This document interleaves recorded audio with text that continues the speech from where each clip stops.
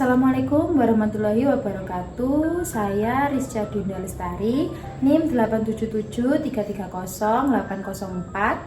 Saya Adinda Intan Karisma, NIM 877331007. Kami dari kelompok Banyuwangi akan melakukan praktikum tentang kalor dan gelombang. Untuk praktikum yang pertama, kita akan melakukan percobaan tentang perubahan wujud zat. Berikut alat dan bahannya. Ada kaleng, kemudian kapur barus, korek api, lilin, es batu, gelas kaca, dan juga termometer. Langkah yang pertama yaitu kita akan melakukan percobaan dari zat padat ke cair. Pertama kita masukkan es batu ke dalam kaleng, kemudian kita ukur suhunya sebelum dipanaskan adalah 0 derajat Celcius. Kita akan memanaskan es batunya.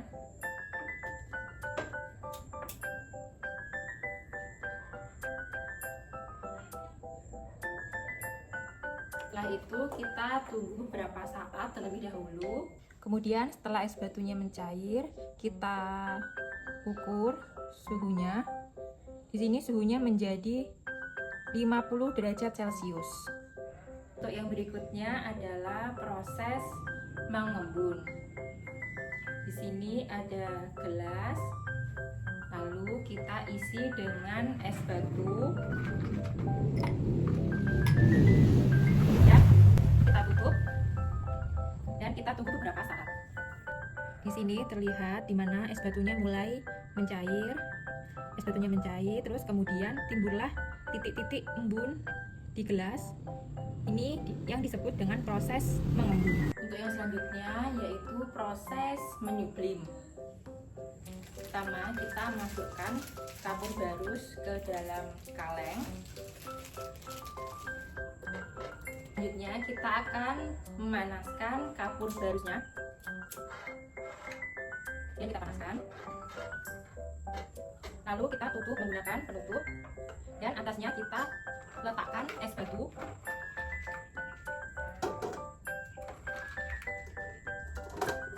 Lalu kita tunggu beberapa saat kemudian. Setelah kita tunggu beberapa saat, lalu kita lihat. Di sini bisa kita lihat kapur barusnya sudah menyebar, menguap. Inilah yang kita sebut dengan proses menyublim. Untuk praktikum selanjutnya, kita akan melakukan percobaan, yaitu perpindahan dan pertukaran pada suatu zat. Berikut alat dan bahannya. Yang pertama yaitu panci yang sudah berisi air, kemudian sendok dan kompor. Mula-mula kita panaskan air terlebih dahulu. Kita tunggu beberapa saat. Saat air mulai dipanaskan, lama-kelamaan panci juga akan terasa panas. Hal ini disebut dengan proses kombusi. Kemudian kita masukkan sendok ke dalam panci yang sudah berisi air. Saat sendok dimasukkan, lama-kelamaan sendok juga akan terasa panas. Ini terjadi karena panas merambat bertahap melalui sendok. Nah, perpindahan produksi ini melalui sentuhan secara langsung. Kemudian selanjutnya adalah proses radiasi, di mana kita mendekatkan tangan ke panci. Kemudian tangan kita lama-kelamaan akan terasa panas. Selanjutnya adalah proses konveksi, di mana air yang sudah mendidih ini kemudian muncul gelembung-gelembung udara yang naik ke permukaan. Untuk kegiatan praktikum selanjutnya yaitu tentang perubahan panas pada suatu zat. Pada percobaan ini terdapat 3 percobaan. Yang pertama yaitu percobaan perubahan muai panjang, yang kedua yaitu percobaan pada pemuaian zat cair, dan yang ketiga yaitu percobaan pada pemuaian zat gas. Berikut alat dan bahan yang kita persiapkan. Yang pertama yaitu ada penggaris, kemudian yang kedua yaitu kawat tembaga dan kawat nikel. Kemudian di depan sini terdapat anak timbangan yang memiliki berat 50 gram dan 100 gram. Kemudian ada pewarna makanan. Lalu ada sedotan.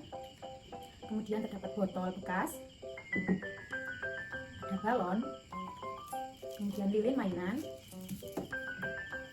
Air dan baskom yang sudah berisi air. Percobaan yang pertama yang akan kita lakukan yaitu percobaan perubahan muai panjang. Langkah percobaan yaitu gantungkan kawat tembaga, beri kapas sebanyak 3 buah yang sudah diberi spiritus, lalu ikatkan beban 50 atau 100 gram di ujung kawat. Ukur batasan kawat dengan dasar lantai. Setelah diukur, kemudian dibakar. Lalu setelah dibakar, ukur kembali. Lakukan hal serupa dengan kawat dan beban yang berbeda. Kesimpulannya yaitu, perubahan jarak dengan dasar lantai pada kawat tembaga jauh lebih sedikit dibandingkan dengan kawat nikelin. Hal ini karena kawat tembaga mengalami banyak perubahan pada saat dibakar dibandingkan dengan kawat nikelin.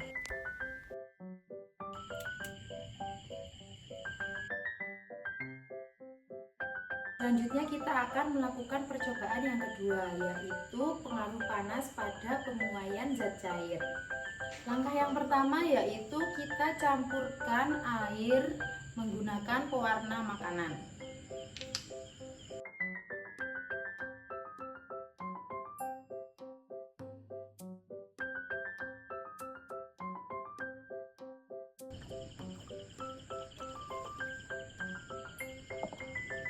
Jika sudah, kita gunakan sedotan, masukkan sedotan ke dalam botol dan tutup sedotan menggunakan lilin mainan.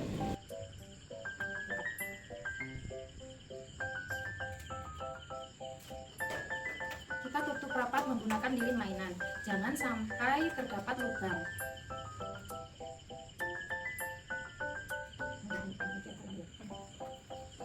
Setelah itu kita bisa panaskan air. Yang mendidih kita ukur menggunakan termometer terlebih dahulu. Suhu air sudah mencapai 100 derajat Celcius. Selanjutnya kita masukkan botolnya ke dalam air. Lalu kita hitung menggunakan stopwatch.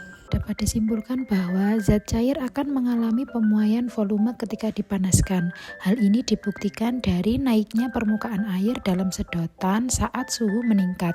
Semakin tinggi suhu air panas, maka akan semakin besar pula volume zat cair yang memuai. Pada percobaan yang ketiga, yaitu kita akan melakukan praktikum tentang pemuaian pada gas. Percobaan ini terdapat 2 cara. Cara yang pertama yaitu kita menggunakan lilin, sedotan, botol, dan malam. Pertama-tama kita akan nyalakan lilinnya terlebih dahulu.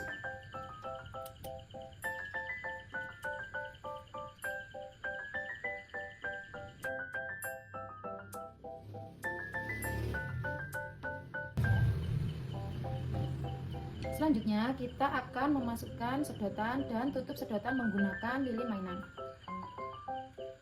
Jika sudah, bakar botol tersebut dan masukkan sedotan ke dalam baskom yang berisi air dingin. Kemudian lihat reaksinya. Dapat gelembung-gelembung yang membuktikan bahwa gas dapat memuai karena perubahan panas. Untuk cara selanjutnya yaitu kita menggunakan teknik botol yang ditutupi dengan balon. Setelah botol sudah ditutupi dengan balon dengan kondisi seperti ini, kita masukkan ke dalam baskom yang sudah berisi air panas.